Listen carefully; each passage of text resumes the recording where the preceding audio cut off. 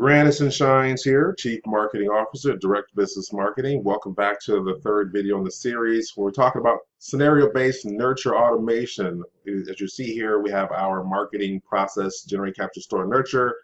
How do we close more deals using this process? Well, we're focusing on the nurture aspect of this. Going back to our diagram, we're going to be talking about the process level right here at the bottom of our diagram, how people, process, and systems work together for the client interfacing processes, specifically the sales and follow-up process. This is where most of the organizations, most people really lose it right here. This is where the sales or the opportunities fall through the cracks because of the gaping holes that we have in the sales and follow processes. So if we have something documented via a scenario-based nurture automation process, we know exactly what to do. Now, by using a scenario-based nurture automation system, you will find that the people, the systems, and processes will be optimized, streamlined to operate in a synergistic manner, again, at the process level. This is the level that we're talking about right now, okay?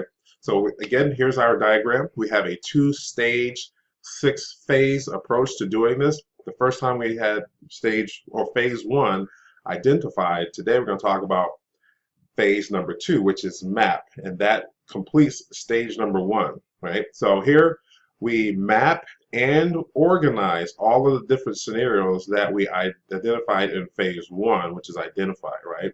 So here we also identify the goal and the trigger for each scenario. Now what I mean here, okay, so we're going to map it out, meaning that we're going to write down the processes and which direction a lead can go, and we're going to organize those into different scenarios, okay?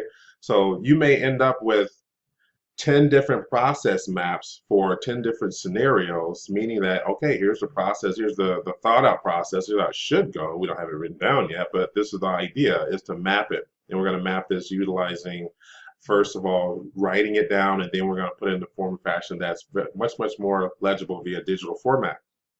So from there, we identify the goal, okay? What is the goal of this particular process? What do you want this lead to do at the end of the day? And what is the trigger? Now, what do I mean by trigger? Trigger is the thing that sets off the workflow, that sets off the process. Do they come to a web page or a landing page and put in information in the form? That's one trigger. Do they call? Well, that's one trigger that initiates this one here.